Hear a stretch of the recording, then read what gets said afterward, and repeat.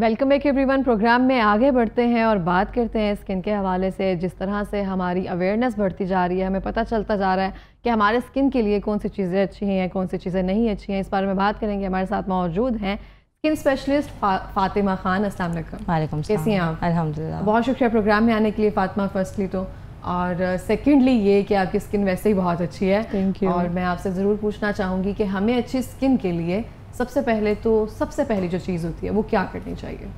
Creams, ये वो सब चीज़ें साइड पे, सब चीज़ें साइड पे। सबसे पहले जो करना है वो आपने सन प्रोटेक्शन करना है। अगर आप स्किन को मेंटेन करना चाहते हैं, एजिंग प्रिवेंट करना चाहते हैं, क्योंकि जितना हम सन एक्सपोजर में जाते हैं हमारी स्किन एज करती है। एक तो हमारी क्रोनोलॉजिकल एज तो हो रही होती है, उसके साथ स्किन में ब्रेक डाउन, कोलेजन ब्रेक कर रहा होता है, लेकिन अगर उस पर सन एक्सपोजर हो और हम अपने आप को प्रोटेक्ट नहीं कर रहे हैं तो वो फर्दर और ब्रेक डाउन होता है, तो वो डबल एजिंग हो जाती है। बिल्कुल इस तरह से। और जो सन ब्लॉक नहीं यूज़ करते हैं उनकी जो एजिंग प्रोसेस है किस तरह से शो होती है? ये सैगी स्किन होना स्टार्ट हो जाती है, ये क्या होता है? बिल्कुल, जो सन प्रोटेक्शन नहीं कर रहे तो बेसिकली जो सन रेज हैं वो आपका कोलेजन ब्रेक डाउन करेंगी। कोलेजन ब्रेक डाउन करेगी, स्किन पे रिंकल्स आएंगे, स्किन अनइवन होगी, स्किन पे पिगमेंटेशन होगी, इवेंचुअली स्किन सैग कर जाएगी, आप अपनी एज से ज़्यादा बड़े लगेंगे फॉर श्योर। बिल्कुल इस तरह से ही है। और अगर आप देखें आपके करियर में 5 साल पहले या 10 साल पहले उस तरह से हम सन ब्लॉक नहीं यूज़ करते थे और इस तरह से अवेयरनेस भी नहीं थी, मार्केट में अब सन ब्लॉक भी नहीं थे। आप देखेंगे जितनी 2 नंबर क्रीम्स बनाने वाले ना, स्टेरॉइड वाली, उनके भी सन ब्लॉक्स आ गए हैं कि वो कह रहे हैं कि हमारी क्रीम्स लगाकर स्किन खराब करें, लेकिन उससे पहले सन ब्लॉक ज़रूर लगाएं। तो ये सब चीज़ें आ गई। अब बताएं कि जो सन ब्लॉक है हम अपनी स्किन टाइप के हवाले से इस्तेमाल करना चाहिए और कितना SPF जो है वो एक स्किन के लिए बेहतर होता है? ठीक है, एक तो स्किन टाइप खुद की पता होना कि आप ड्राई में हैं, ऑयली में हैं, कॉम्बिनेशन, और उसके अकॉर्डिंगली सन ब्लॉक यूज़ करना बहुत ज़रूरी है। क्योंकि अगर किसी की ऑयली स्किन है और आप क्रीम्स यूज़ कर रहे हैं, थिक कंसिस्टेंसी की यूज़ कर रहे हैं, तो it's going to give you breakouts. आपकी एक्नी होगी, आपके कॉमेटोन्स बनेंगे, तो वो आपको फ़ायदा देने के बजाय आपका उल्टा नुकसान हो रहा है। और प्लस SPF है तो वो 30+ मिनिमम ज़रूर होना चाहिए for enough sun protection for sure. और देखिए आप जो दूसरे सन ब्लॉक्स आए हैं उस पर 1000 या इस तरह से भी आए हैं, वो क्या जरूरी है? 100+। हमें इतनी ज़रूरत नहीं है। आप ब्रॉड स्पेक्ट्रम की यूज़ करें और SPF 30+ यूज़ करें, दैट्स इनफ फॉर यू। और सन ब्लॉक लगाने का बेसिकली तरीका क्या होता है? सन ब्लॉक लगाने के तरीके से ज़्यादा ज़रूरी है कि सन ब्लॉक कितनी लगाई जाए। हम क्वांटिटी जो है ना, हम पीस साइज़ लगा रहे होते हैं, which is not enough for you. आपने 2 फिंगर लेंथ जितनी सन ब्लॉक लेनी है एंड अप्लाई करने अपनी फेस और नेक को। हम लेते हैं पीस साइज और हमें लगता है वो सफिशिएंट है, दैट्स नॉट सफिशिएंट। मैंने भी सुबह पीस साइज ही लगाया था। दैट्स नॉट सफिशिएंट, तो वो आपको प्रोटेक्ट नहीं करेगा। एंड आइडियली आपको एवरी 2 आवर्स इसको रिपीट भी करना है। Every 2 hours ideally. अगर आप सन एक्सपोजर नहीं हो रहा एक दफ़ा तो फिर आप चलें, आपको मार्जिन दे देते हैं, आप ना अप्लाई करें। देखिए सन एक्सपोजर के अलावा ये लाइटनिंग देखिए ना, हार्ड है, बिल्कुल, ये भी वो आपकी स्किन को ऑब्वियसली डैमेज करती है जो भी आप कर रहे होते हैं। और स्पेशली जो विमेंस हैं किचन में जा रही होती हैं तो उनका तो बुरा ही हाल होता है। और सेकेंडली अब बात मैं आती हूँ कि वाइटनिंग क्रीम्स की बात की तो उसकी तरफ ही आती हूँ मैं। कुछ क्रीम्स हैं हम यूज़ कर लेते हैं, उसके बाद हमारे ये माउथ एरिया में यहाँ पे पिगमेंटेशन स्टार्ट हो जाती है। इसकी रीज़न क्या होती है? अच्छा देखिए, एक तो होती है मेडिकेटेड क्रीम्स, एक होती है नॉन मेडिकेटेड। अब नॉन मेडिकेटेड जो हमारे अब एड्स में फेयरनेस क्रीम्स वो दिखा रहे होते हैं ना, एक तो उनके इंग्रेडिएंट्स आपको फॉर श्योर नहीं होता कि उनमें क्या है। और अब जो मर्करी, क्योंकि उसका एक इफेक्ट है कि वो आपको हाइपर पिगमेंटेशन करता है, आपकी स्किन को ना लाइट करता है, लेकिन मर्करी के साइड इफ़ेक्ट्स में आपकी इवेंचुअली स्किन एक तो अनइवन टोन हो जाएगी, प्लस आपकी किडनी को अफेक्ट करेगा।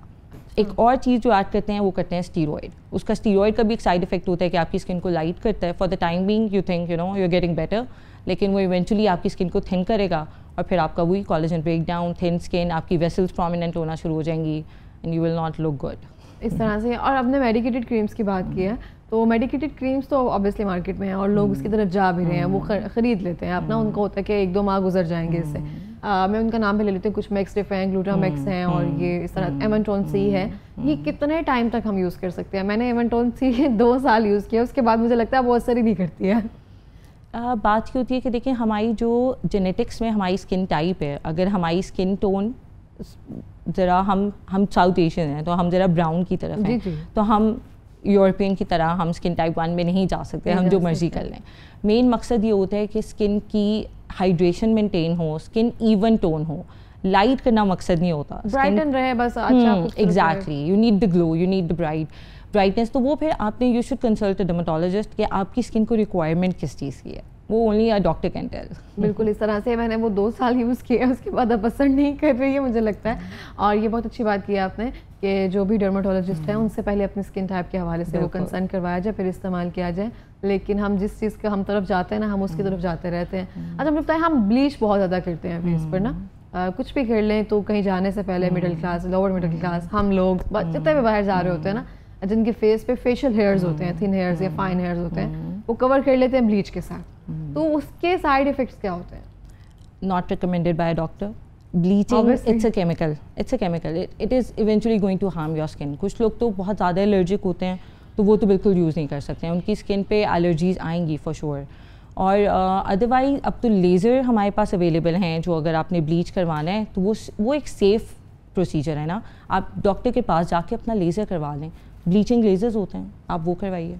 बिल्कुल इस तरह से। तो आपके पास अभी कौन से केसेस आते हैं जो अपना फेस ख़राब करके आई होती हैं? और आजकल teen age girls, school going girls जो हैं वो आ रही होती हैं, उनके फेस पर ऑनलाइन उन्होंने सीरम्स वगैरह ऑर्डर किए होते हैं और वो यूज़ कर रही होती हैं और बुरा हाल हुआ होता है स्किन का। नहीं, एक हमारे सब कॉन्टिनेंट में एक गोरा होने का जो क्रेज़ है, तो वो तो फिर जैसे ही टीनेज को आप हिट करते आएंगे तो वो क्रेज़ ज़रा बढ़ जाता है। तो उसके बाद आप फेयरनेस क्रीम्स अगर यूज़ कर रहे हैं स्टीरॉइड वाली, तो इवेंचुअली हमारे पास पेशेंट्स आते हैं जिनकी अनइवन स्किन टोन है, पिगमेंटेशन आई हुई है, उनको मिलाजमा बिफोर एज आ जाता है, वो स्किन डिस्ट्रॉय हुई भी होती है, और फिर वो हमारे लिए उसको ट्रीट करना बहुत डिफ़िकल्ट टास्क हो जाता है। क्योंकि एक दफ़ा स्किन इस तरह डैमेज हो जाए तो उसके प्रोसीजर्स होते हैं, आप उसको 60-70% तक इम्प्रूव कर सकते हैं, but back to the normal skin थोड़ा सा डिफिकल्ट हो जाता है। बिल्कुल इस तरह से है।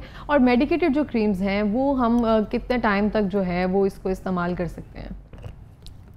वो हमें इस्तेमाल तो करते रहते हैं, क्योंकि हमें होता है कि नाइट क्रीम कोई हो जाए ताकि मॉइस्चराइज जो है वो स्टोर हो जाए, हाइड्रेट रहे स्किन, तो कितने टाइम तक हम सेम क्रीम यूज़ कर सकते हैं? क्रीम से ज़्यादा इट डिपेंड्स कि आपको इंग्रेडिएंट्स कौन से चाहिए, आप मतलब कि आपकी स्किन केयर रूटीन में एक्टिव कौन से होने चाहिए। तो इट डिपेंड्स आपको स्किन में आप जब 25 हिट करते हैं तो हमें अब एंटी एजिंग की तरफ आना होता है, तो हम एक रेटिनॉल होता है सीरम, हम उसकी तरफ आते हैं। उसकी हम पहले लो पोटेंसी से इस्तेमाल करते हैं, फिर हाई पोटेंसी में जाते हैं।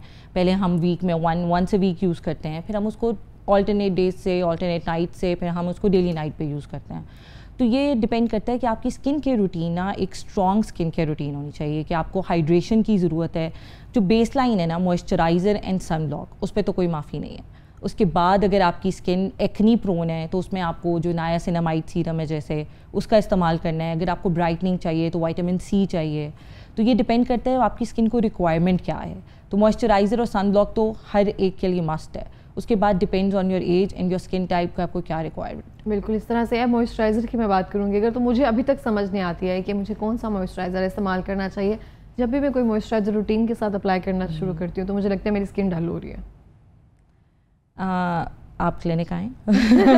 Good one. तो ये बहुत अच्छा है कि आपने हमें ऐसे नहीं बताना।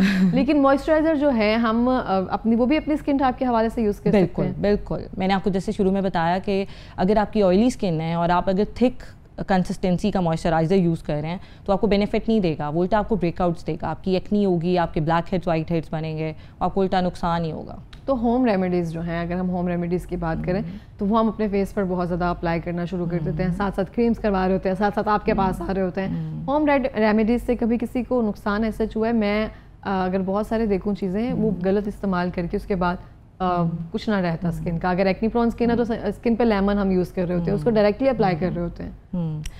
अब सबसे पहली बात कि आपको अपनी स्किन टाइप समझनी है कि वो ऑयली है, ड्राई है, कॉम्बिनेशन है, उसके अकॉर्डिंगली। लेमन तो it's a big no. Lemon को फेस पे बिल्कुल अप्लाई नहीं करना आपने। कुछ हमारे होम इंग्रेडिएंट्स होते हैं जो हमारे लिए बेनिफिशियल होते हैं, लेकिन वो हर एक के लिए नहीं होते। कुछ लोगों को उनसे भी एलर्जीज़ होती हैं। तो जो हमारे पास मेडिकेटेड प्रोडक्ट्स होती हैं ना, वो बेसिकली एक प्रोसेस से गुजरी होती हैं, तो वो उनमें जो एलर्जेंस हैं उनको निकाल कर बनी हुई होती हैं, तो वो इसलिए सेफ़ होती हैं।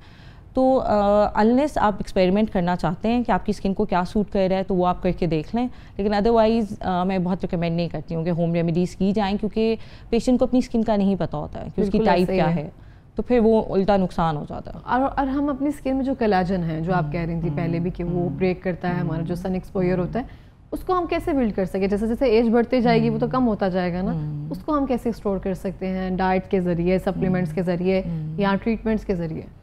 हम एक तो विद एज कोलेजन ने ब्रेक डाउन करना है, ठीक है, हमारी एक क्रोनोलॉजिकल एज तो होनी ही होनी है, लेकिन उसको हम थोड़ा सा मिनिमाइज़ कर सकते हैं। लेकिन हम ये करते हैं कि हम क्रोनोलॉजिकल एज के साथ हम फ़ोटो एज भी कर रहे होते हैं, हम अपनी सन प्रोटेक्शन नहीं करते हैं तो हम डबल एज कर रहे होते हैं।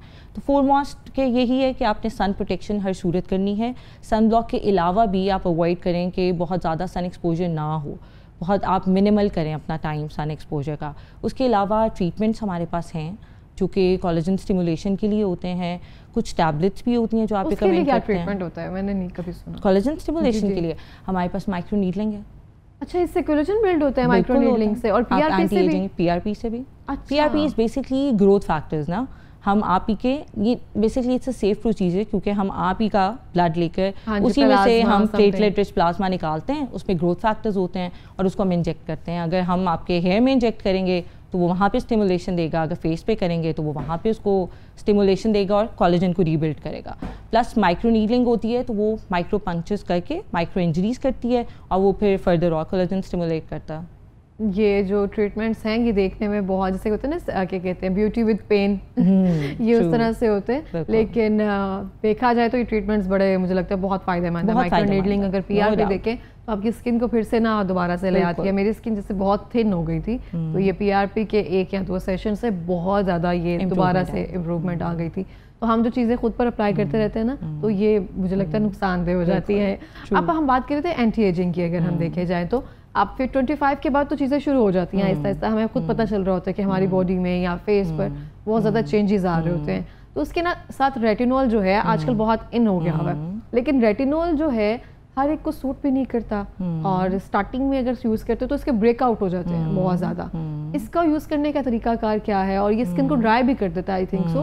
उसके बाद ड्राई पैचेस होते हैं, मॉइस्चराइजर जैसे आपने कहा, तो मुझे इसका बताइए कि रेटिनॉल को यूज़ करने का सही तरीकाकार क्या है? ठीक है, अच्छा, एक तो वही कि 25 से अंडर के लोग यूज़ नहीं करेंगे, प्रेग्नेंट फीमेल्स यूज़ नहीं करेंगी, ब्रेस्ट फीडिंग मदर्स यूज़ नहीं करेंगी, ठीक है, ये इनके लिए इट्स अ बिग नो।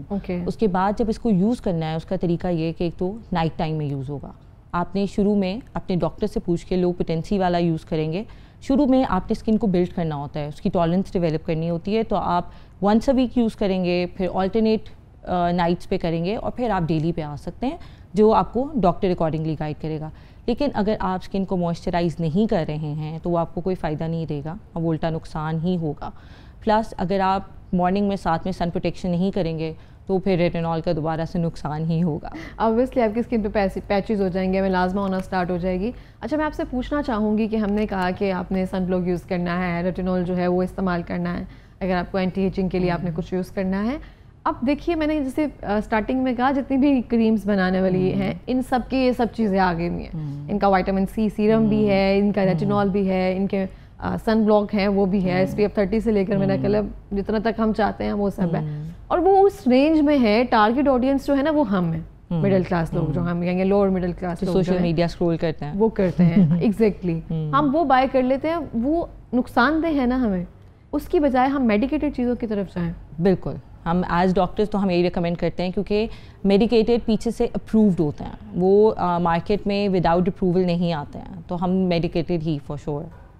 देखिए ना, अगर हमने कह दिया कि अब कह देंगे कि डॉक्टर फातिमा ने कहा था कि आपने रेटिनॉल यूज़ करना है, मैं तो उस क्रीम का या उस ब्रांड का रेटिनॉल ही यूज़ कर रही थी, आपके कहने पर ही यूज़ कर रही थी, और मैंने जैसे कि आपने कहा था मैं तो सन ब्लॉक भी लगा रही थी। लेकिन मेजर मैटर करता है आप कहाँ से लेकर लगा रहे हो ना, तो ये चीज़ें बहुत ज़्यादा मैटर करती हैं। और सेकेंडली आप मुझे बताएं फातिमा कि हम जो हम जो मेकअप करते हैं उसके बाद हम अपनी स्किन का कैसे ख्याल रख सकते हैं डेली बेसिस पर? अगर मेकअप करना हो उसके बाद हो कि ब्रेकआउट्स ना हो हमारी स्किन पर या अनइवन होना स्टार्ट हो जाती है। अच्छा, ब्रेकआउट से मुझे बात याद है कि आपने रेटिनॉल का पूछा था कि उसके बाद भी ये मोमेंट ब्रेकआउट्स होते हैं, तो बिल्कुल वो इट्स कॉल्ड पर्जिंग।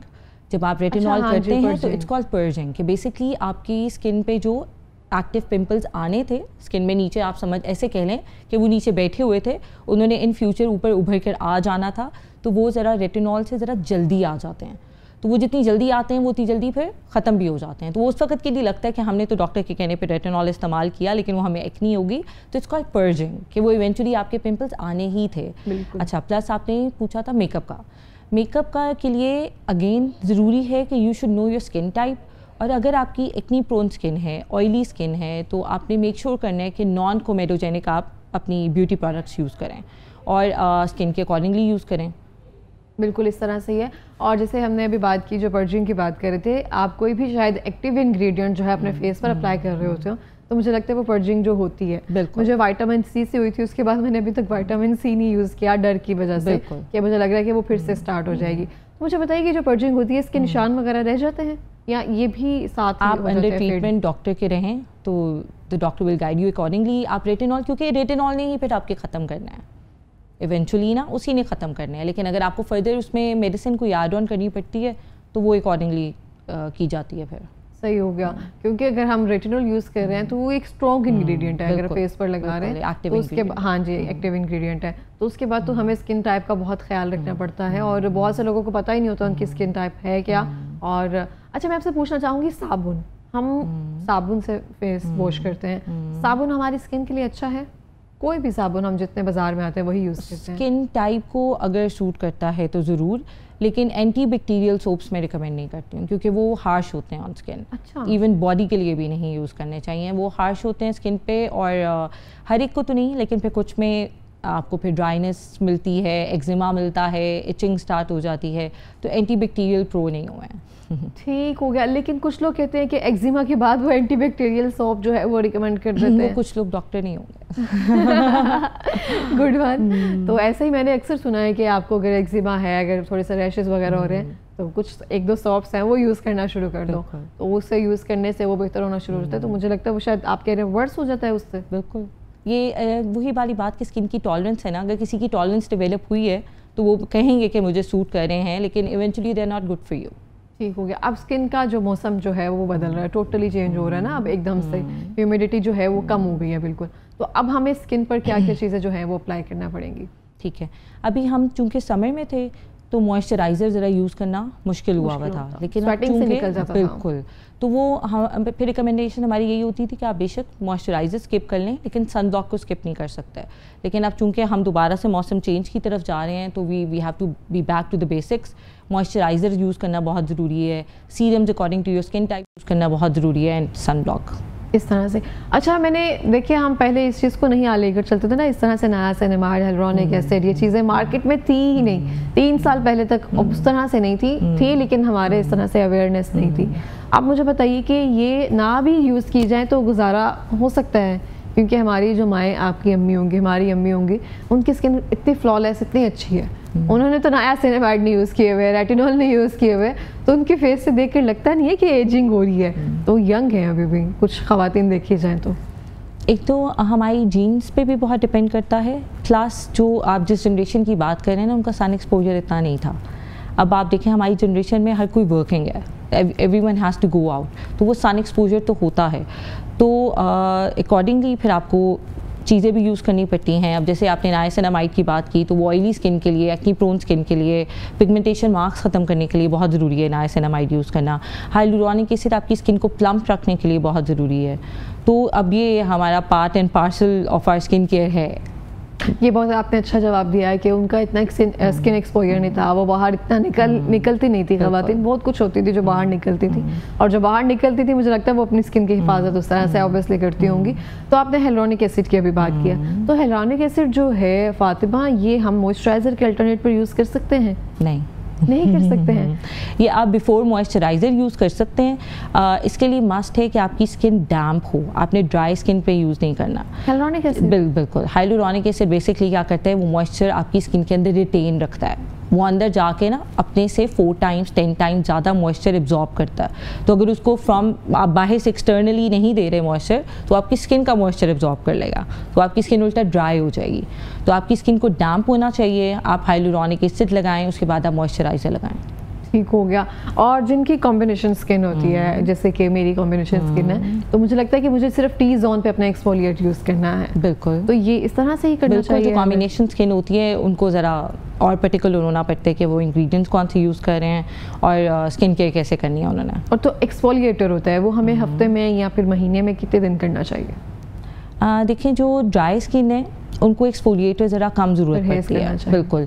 और जो ऑयली स्किन है वो वीक में एक दफ़ा कर ले, और हार्श नहीं यूज़ करने चाहिए। हार्श नहीं यूज़ करने, आप बल्कि एक्सफोलिएशन के लिए जैसे हमारे पास पील्स होती हैं तो वो हम फोर्टनाइटली भी यूज़ कर सकते हैं और हम मंथली भी यूज़ कर सकते हैं, जो डॉक्टर के अंडर ट्रीटमेंट होते हैं वो। अच्छा, ये पीलिंग से आपने मुझे याद करवा दिया। आप देखें आजकल जो हम ऑर्डिनरी की एक पीलिंग आई थी AHA BHA, वो बहुत यूज़ किया सबने, मतलब एक तरह से ना उसका एक दौर आ गया था, सबके पास जो ब्लीच से हटकर ना उसकी तरफ आ गए थे।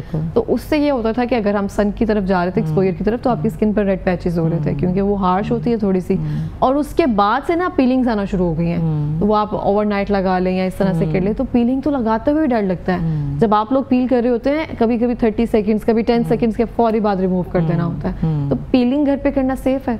नहीं, बिल्कुल भी नहीं। डॉक्टर के पास फिर नहीं, देखिए या तो आप प्रो हैं, आपको पता है उसके प्रॉज एंड कॉन्स पता है, उसको अप्लाई करने का तरीका आता है, कितनी देर के लिए लगाना है, उसके बाद पोस्ट प्रोटेक्शन क्या करनी है, ये तो या तो आप प्रो हैं तो चलें ठीक है आप कर लें, लेकिन अदरवाइज डॉक्टर के पास। स्किन के साथ खेल खेल कर ना हम प्रो हो ही जाते हैं।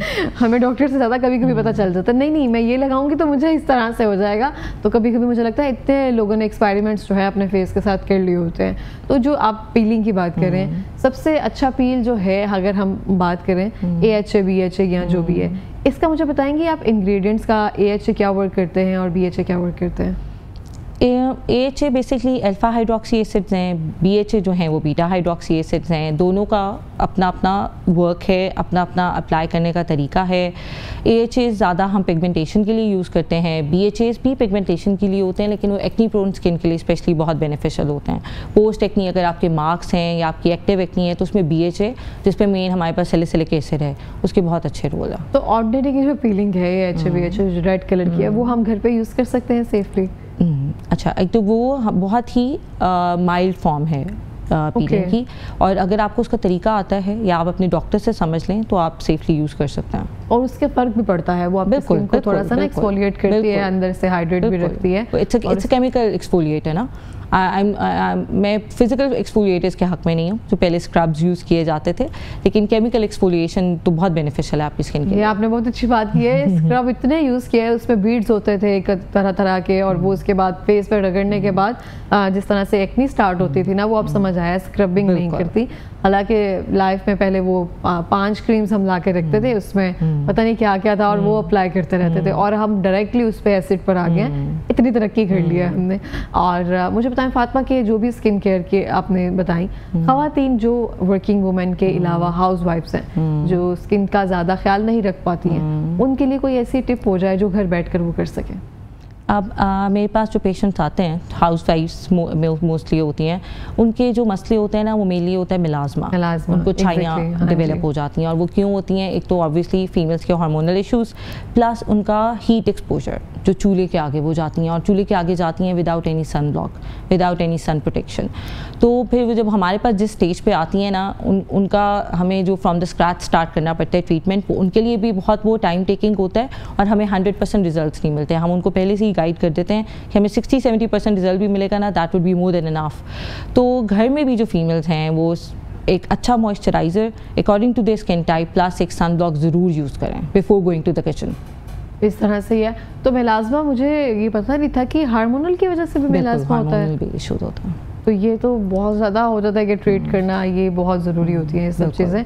और अगर वर्किंग वुमेन है तो उनके पास इतना टाइम नहीं होता शायद, वो अपनी स्किन का कहते हैं कि हाँ कर लेते हैं, कुछ बहुत ज़्यादा पर्टिकुलर भी होती हैं, तो उनके लिए ऐसी कोई इंग्रेडिएंट या ऐसी कोई टिप हो जो आपको लगता हो कि ये कर सकें? सेम उनके लिए भी सेम यही मैसेज है कि मॉइस्चराइज़र और sun block is a must according to your skin type. And sun block की क्वांटिटी ज़रूर देखें कि वो कितनी यूज़ कर रही हैं।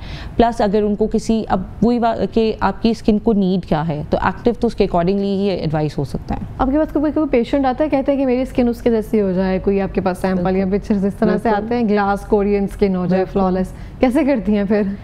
देखें, अगर आप अब 30-40 ईयर्स की एज में आ रहे हैं और आपने 30-40 ईयर्स कोई स्किन केयर रूटीन नहीं फॉलो की है, तो फिर हम पहले ही पेशेंट की एक्सपेक्टेशंस ना उनको बता देते हैं कि इतनी आप हाई एक्सपेक्टेशंस मत रखें। तो फिर वो उनको आहिस्ता आहिस्ता खुद ही बात की समझ आना शुरू हो जाती है, फिर वो स्किन केयर रूटीन करते हैं तो दे सी द इम्प्रूवमेंट। बिल्कुल इस तरह से ही है। हमारे पास लास्ट 2 मिनट्स है, कोई पैगाम देना चाहेंगे? मैसेज यही है, सन प्रोटेक्शन बहुत ज़रूरी है। एंटी एजिंग के लिए बहुत ज़रूरी है, स्किन कैंसर से प्रोटेक्शन के लिए बहुत ज़रूरी है, और साथ में मॉइस्चराइजर इज़ अ मस्ट। बिल्कुल, इस तरह से बहुत शुक्रिया शो में आने के लिए। और सेकेंडली मैं भी यहाँ पे ही कहना चाहूँगी, आपकी जो भी स्किन है, जो भी स्किन का कलर है, उसको निखारने के बजाय वाइटनिंग की तरफ जाते जाए। जो स्किन है उसमें रह कर उसको ब्राइटन किया जाए, इवन किया जाए और उसी का ख्याल रखा जाए, तो आप बहुत खूबसूरत लगते हैं। और मुझे लगता है गंदुमी रंग की जो एक निखार होता है और वो खूबसूरती होती है ना, वो उस तरह से ही रहनी चाहिए।